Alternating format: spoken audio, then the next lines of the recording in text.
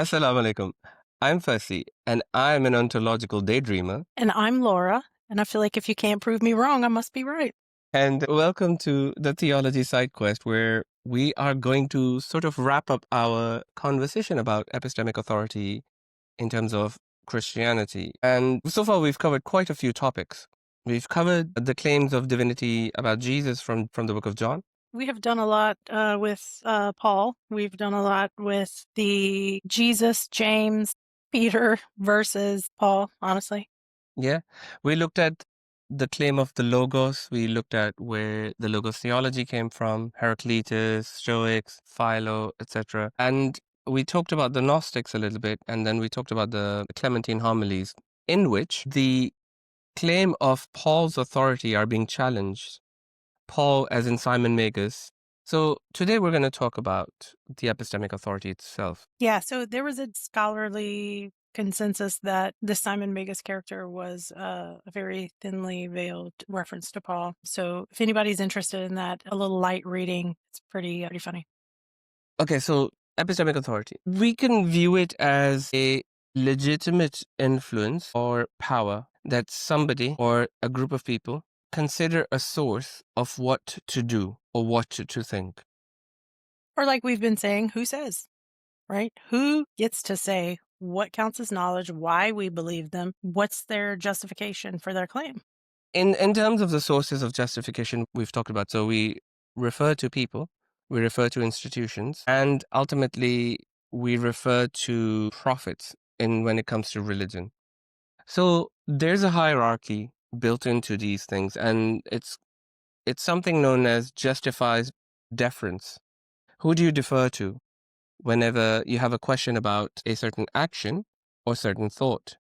Now, there are two types in there where an epistemic authority can be over influence over belief or an influence over practicality. So in both of these, so these are sort of laid over when it comes to prophets, when it comes to religious texts.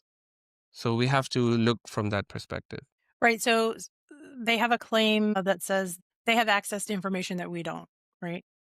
Correct. Any type of prophet, apostle, right? And we are able to trust that. Why? Why do Right. we trust that that's reliable? But this is where the problem starts in terms of Paul, Hmm.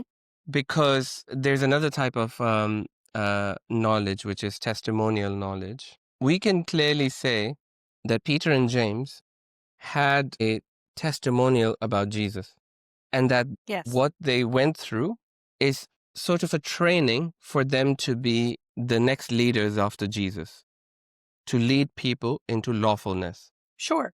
So it's kind of like, I mean, you and I were talking earlier about even in an apprenticeship, honestly, whenever you are with someone and you observe them doing something or you are learning their methods and their teachings, what they mean, what they're there's this is experiential. There's something to be said for that. And this is something that Paul didn't have. He claimed his authority by a vision. And unfortunately, one of the other tests of epistemic authority is coherence. And coherence is whether or not it contradicts itself or facts that are already known.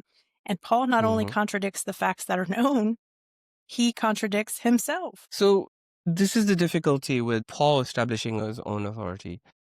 I mean, I think it might be good to see some of the claims that he's made about it, right? Sure. So I feel like for me, one of the things that I find the most fascinating was that Paul was trying to, in my opinion, claim himself as being prophesied. And in doing that, he was trying to use prophecies that maybe didn't even necessarily apply to him. Where do we start with the references? Let's start at Romans 15:21. So in Romans, let's say 15:21, Paul claims that he strived to preach the gospel not where Christ was named. I find that so interesting. So basically, he wasn't under the supervision of the apostles, and Jesus' name wasn't known. And so the first indication and the first information that they got came from Paul, which was deviant. Mhm. So what does Paul say in that verse exactly? Like, what is he saying there? in the So letter? in Romans 15:20 through 21, he says, yea, so I strive to preach the gospel, not where Christ was named, lest I should build upon another man's foundation. But as it is written, to whom he was not spoken of, they shall see, and they that have not heard shall understand. First of all, he's saying he's not going to build upon another man's foundation. Alluding to Jesus. Well, either alluding to Jesus or the apostles who were building a foundation for Christ. But this part in 21 where it says, but as it is written, so this is a prophecy, right? To whom he was not spoken of, they shall see, and they that have not heard shall understand. This is a prophecy. And this prophecy is from Isaiah 52 and 15. So Paul is applying this prophecy to himself, which he does several times, claiming himself as prophesied. So, but why would that be a problem? Is the prophecy about him, though? No. So the prophecy, there are different opinions. Some say that it's about Israel, some say that it's about Messiah. Regardless of what you believe it to be, we know that it's not about Paul. So it says, so he will sprinkle many nations, kings will shut their mouths because of him, for they will see what they have not been told, and they will understand what they have not heard. Yeah. So once again, definitely not Paul. But this wording is bizarre, though, still, right? Because if I go to the first verse of this prophecy, it says, awake, awake, clothe yourself with strength, O Zion. Put on your garments of splendor, O Jerusalem, holy city. For the uncircumcised and unclean will no longer enter you. How can this be about Paul? Makes no sense. At all. Okay, what other claims is he making? All right. So in Acts 13:47, he says, the Lord has commanded us, saying, I have set thee to be a light of the Gentiles, that thou should be a salvation unto the ends of the earth. And this is a quote of Isaiah 49 and 6. And which says, he says, it is not enough for you to be my servant, to raise up the tribes of Jacob, and to restore the protected ones of Israel. I will also make you a light for the nations, to bring my salvation to the ends of the earth. Right. And this is supposed to be about Israel. And again, it's either talking about Israel or this messianic figure. Either way you look at it, it's not talking about Paul and Barnabas. And he's saying that he was commanded through this verse. The first verse of Isaiah 49 says, listen to me, O islands, pay attention, O distant peoples. The Lord called me from the womb, from the body of my mother, he named me. Yeah. So there's also another place where Paul talks about, which I think is in Galatians. Yeah, Galatians 1:15 through 16, where he says, it pleased God who separated me from my mother's womb and called me by his grace. This is prophecy that he's claiming from Jeremiah 1:5 and from Isaiah 49 and 1. So he's just using these wordings in his letters, basically. But how is Right. he So, showing that he was called from his mother's womb? well, I mean, he's not showing it, he's just saying it. None of the things that he claimed could he actually show to be, factual. But wouldn't that imply that from the very birth that he was doing God's bidding? Which is hilarious. Well, not hilarious, but it's crazy because, Paul was murdering these people. Like, so he called you from your mother's womb to murder these people? This makes no sense. Right. So Paul claimed in Isaiah 49:1 that he's using this prophecy that, and Isaiah 49:1 says that the Lord has called me from the womb. But if he were called from the womb of his mother, right? Did this include the time that he was killing these people? He was murdering them. Can I point something out as well, which is also Sure. hilarious? In Galatians chapter 2, I think we've covered this before, where he says that I have died, for through the law I died to the law so that I might live to God. I have been crucified with Christ and I no longer live, but Christ lives in me. The life I live in the body, I live by faith in the Son of God who loved me and gave himself up for me. I find this contradictory to his claim about him being called from his mother's womb. Yeah. Because, okay, so you're called from your mother's womb to be completely sinful, to murder these people, to be whatever, and then suddenly you have this experience that is contradictory at best, and now you claim the entire authority of the Messiah, right? So then in Acts 26, 22 through 23, Paul says Moses and the prophets predicted his message, not what he was teaching. So he says none other than the things which those prophets and Moses did say should come. So he's claiming once again that his message is prophesied. And then whenever you get into Ephesians 3 and 3 through 6, he says that the mystery revealed to him was hidden in the prophets. So the prophets didn't even know this. He's the only one who understands. This is Paul versus Paul right now. Like, it's me versus me. No. Um, um, so I'm fascinated by Paul's psyche, to be honest with you.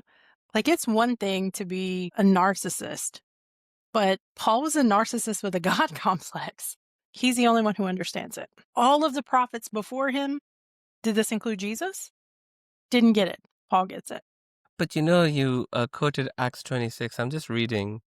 And in verse 19 and 20, he's basically making an excuse why he was not disobedient to the heavenly vision. He claims that the prophets and Moses said that this would happen, but then in Ephesians he said this wouldn't happen. Like, that this was a mystery revealed through him, so Mhm. prophets didn't know about him. Here's the thing. One of the prophecies is, where it talks about, things being revealed to kings and whatnot. So Yeah. this is why theologically this Acts 26 is so important, right? Because here's Paul talking to Agrippa, and I'm sure that he was that he just thought, "Oh yeah, bro, this is me. It's all about me."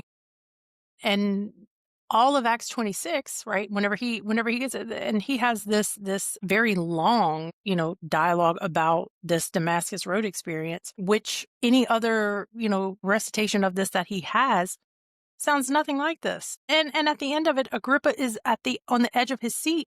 He's literally. So I think whenever we're asking what was Paul's motivation, I think that it was this preeminence that he was searching for. Like he wanted to be somebody. Could we say that his goals were aligning with what the Jews wanted, the Jews that were persecuting Jesus, because they were rejecting Jesus' teaching to come back to lawfulness, right? Because they were so steeped in their traditions that they didn't particularly care whether the law was being fulfilled unless it was done to that specific traditional view. Jesus was never about lawlessness. Jesus was always about, Lawfulness, yeah. right, keep the law. He wasn't bringing people out of Torah observance. Yes. Paul is like, nah, just believe in the death and resurrection. But Paul seems like a man who, as we read, he obviously had no self-control. He exposes himself whenever where he Mm-hmm. talks about his duality and his inner wrestling. People identify with that because it's like, oh yeah, I too struggle. Well, the Mm-hmm. problem is because you want to let both of these things live in your life. You can't. Whenever Jesus was teaching, he was teaching you to turn away from this, turn away from these things.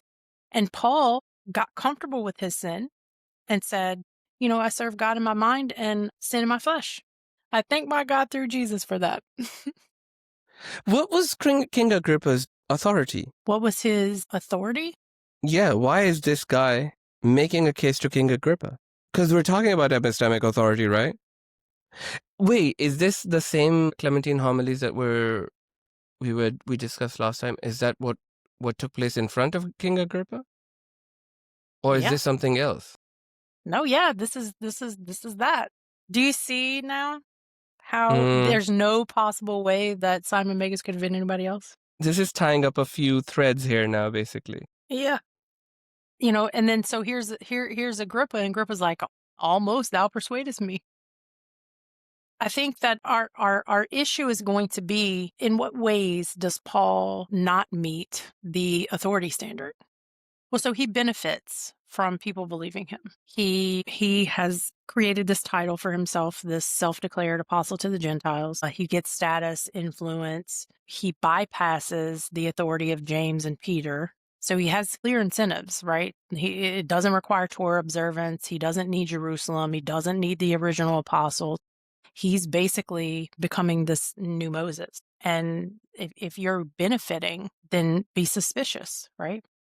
I mean, to me, I think Paul is highly suspect. I mean, there's another, what was that other reference? What was it? Jeremiah 1:5, wasn't it? Yeah, that was the separated me from my mother's womb. That's also like in, the Lord called me from the womb, from the body of my mother, he named me. This is the same, this is Isaiah 49 prophecy that he quoted, right, in Acts. Right. So these all go together. Like there were two with that. The one was Jeremiah and the other one was Isaiah. Isaiah 49. Yeah, okay. So then there's the Timothy, the first Timothy and the second Timothy. He says something in there Yes. as well. Yeah. So in 1 Timothy 2:7 and 2 Timothy 1:11, he says that he was appointed by God, basically as predicted. So my suspicion is that Paul was trying to claim himself. I mean, he even used some of the messianic prophecies, but even as Jesus is like prophesying that another is going to come after him, I think that Paul is trying to allude in the ones that there aren't clear Old Testament prophecies. I think that's what he's trying to allude to, is that he is this one that's coming after. Mm-hmm. His teaching is completely incoherent. His scope of authority is well beyond what anyone gave him. I'll be honest with you. I wonder if Paul, consider at this time killing these people. Then he has this Damascus Road experience and he's supposedly converted. But did the switch go off in his mind where he minimized who and what Jesus was? Who basically But this basically is a question. Did Yeah, Paul this is just actually know Jesus at all?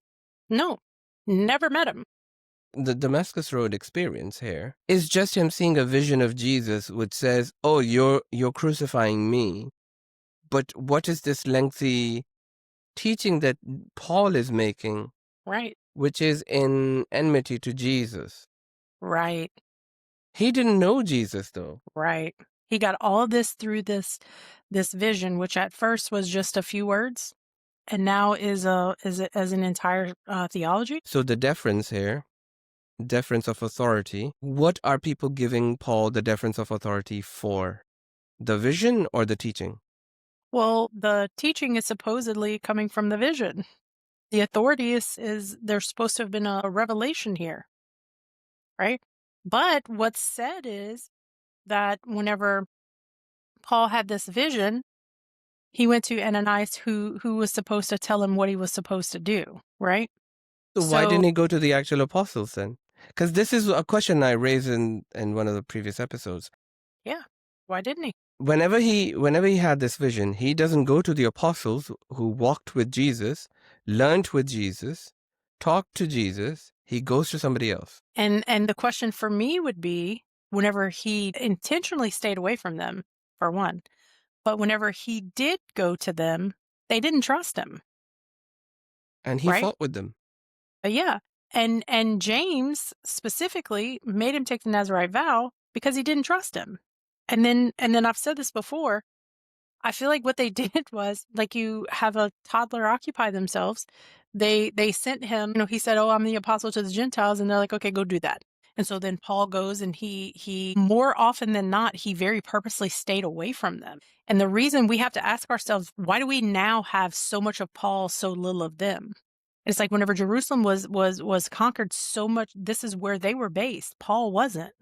Well, he was from Tarsus, but then he's claimed to being a student of Gamaliel, but then at the same time not knowing what Jesus or who Jesus is until he's killing the Christians, and then he sees him in a vision. I feel like he was like either in Ephesus or Antioch or somewhere he was based. And so his things, whenever Jerusalem was sacked, like his things were safe, right? Because the ability for the missions to go out was very damaged coming out of Jerusalem. To who sacked Jerusalem? what is this, the This 70, is after wasn't it Jesus, 70, right? it was 70 AD. But who is that? The Byzantines? Yeah, yeah. So then Paul blew up, right? Because here he's got this teaching that is so much more friendly, right? All you had to do was believe that person did it, which was never a teaching of Jesus. Right. So this would be the difference in terms of teaching, which also questions the authority of Paul compared to the authority of Peter and James, whose teachings are consistent with Jesus, as we've discussed previously, right? Because what does James say in James chapter 2, verse 26? James 2 and 26. 25 and 26, yeah. Okay. So 25. Likewise was not Rahab the harlot justified by works when she had received the messengers and sent them out another way. For as the body without the spirit is dead, so faith without works is dead also. So James, the apostles didn't deviate from the teachings of Jesus. Okay, but Paul did. So over here, James is saying as the body without spirit is dead, he's using a very real thing to Yes, describe, to contrast it to faith without deeds, right. No which would, metaphysics. faith without deeds would be dead. Like he's making a very real comparison here. Whereas Paul, what does he say? Paul tells you that you're not under the law, that you're under this dispensation called grace. He tells you that you're saved by grace through faith, not by works, lest any man should boast. Which is in contravention to, or in enmity to Yes, what James says. And it's also in enmity to what Jesus says, because Jesus, yes. in Matthew 23, and I often quote this. I think I also talked about this in one of the previous episodes, but what does Jesus say in verses 1, 2, and 3? Then Jesus spoke to the crowds and to his disciples. The scribes and Pharisees sit in Moses' seat, so practice and observe everything they tell you. And this is the exception now. But do not do what they do, for they do not practice what they preach. So he's saying, do what they're telling you, but don't mimic them.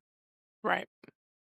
And he goes on to say they tie up heavy burdensome loads. He's lambasting them basically.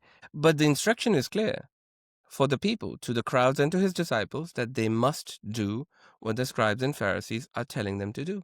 So Jesus was very specific about obedience, Mm-hmm. commandment keeping, obedience. He said, not everyone who says to me, Lord, Lord, is going to enter into the kingdom of heaven, but he that does the will of my Father, which is in heaven, which is Matthew 7:21. He said, if you will enter into life, keep the commandments, Matthew 19:17, that your final judgment is going to be based on your deeds. The separation is going to be on what they did. Did you feed? Did you clothe? Did you visit? Did you help? Matthew 25:31 through 46, Mm-hmm. right? It's not this vicarious atonement. That Paul is promoting here. Right. This whole crucifixion narrative, this is not what Jesus taught. What happened or didn't happen with crucifixion or the entire situation was rejection of Messiah by the one that he was sent to, which was the Israelites at the time. This is the point. Why would Jesus not talk about something so important in his life and somebody else is talking about it? Like this one thing. He's saying that, no, keep the commandments and everything, but this one thing will save you. But he doesn't talk about that one thing that will save you. Fasih, this would have been the most important thing. The absolutely most important thing, yes. We don't find this anywhere, though, Anywhere, nothing like it until we get to Paul. until you get to Paul, right? Because what happened was, it's like they're trying to take this philosophy that was so big at the time, and they're trying to use it to explain these theological concepts. And what happens is, instead of explaining, they wind up perverting them. This is the point now. Okay. That Paul seems to think that he's an authority on theology, but he might be an authority on the philosophy of the Greeks, right? But he's fashioning himself as this authority on the theology, whereas Jesus did not give this authority to anybody other than Peter and James. And the only way for him to get this authority is by claiming a vision which doesn't talk about any of this teaching. He's not claiming that these teachings are from his visions, by the way. He claims them from some Old He Testament claims prophecies, authority etc. from the vision. He claims authority, but the teachings, Where'd they come from? the belief. This is where it is. The belief part, the belief of the authority of belief, he claims from the vision, and the practicality of authority he claims from the Old Testament. So here's Jesus teaching obedience, repentance, the will of God. This is how you get salvation. Paul is giving you salvation through Christ's death and resurrection without the deeds of the law. Doesn't add up. Yeah. Who says that the law is something no one can keep. He He called condemns the it. law cursed. He called the law cursed. In Galatians chapter 3. Yes. Just think of Romans 7:4. You're also become dead to the law by the body of Christ. Paul's teaching pushes the crucifixion so hard because it's the basis. You can't get to heaven through Paul's teachings without the crucifixion. Well, he was trying to personify the law by calling Jesus the law, and saying that, hey, wait, hang on, if Jesus died, then the law died. So there you go.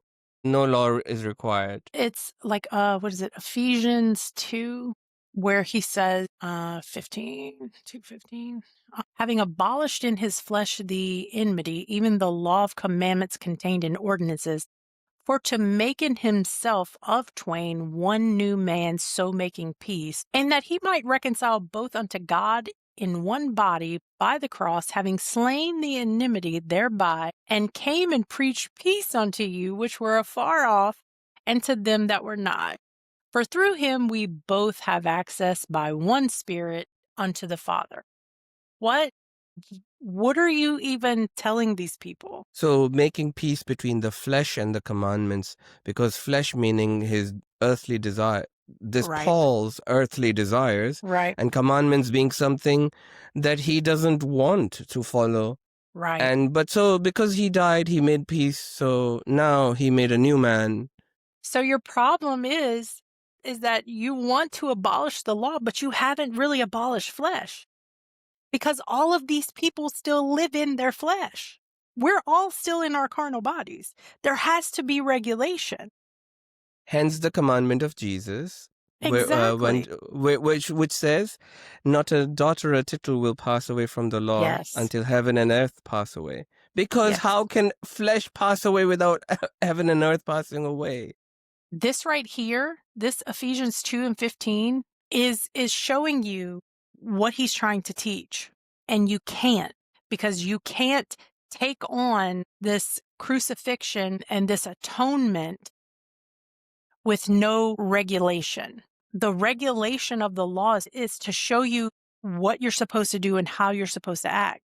Whenever you tell them there's no punishment, this is like a license to sin. So, in conclusion, Paul doesn't have the authority of belief, because he can at best claim that this is a personal vision. Yes. He can't claim that this is a vision that he had for the whole of humanity. Second of all, he doesn't have the authority in practicality because, he's quoting Old Testament stuff where there's no Christ to be followed. But then we've looked at some of these claims, and like from the womb, etc., he's not really fulfilling any of these things. And because he later goes on to say that he has been crucified with Christ in a letter to Galatians. It makes no sense. And then he's making excuses to Agrippa that he's not being disobedient to the vision itself. The authority is not there. The authority lies with James and Peter, basically. But when we look at James and Peter's teaching, and ultimately Jesus' teaching, they align with Islam. Yes. And as we move into our next episode, we're going to show how much, because I'm excited for that. me too. Because whenever you look at the teachings of Jesus and you get rid of this weird Paul philosophy, when you look at the actual teachings of Jesus and the actual teachings of the Quran, I think you will be very surprised to find that more than 50% of the time they align. So I can't wait for that. That's going to be really cool. That's going to be exciting. Yes. Okay. With that, we will bid you farewell from this episode, and we shall find you in the next one. Assalamu alaikum. Assalamu alaikum. Take care.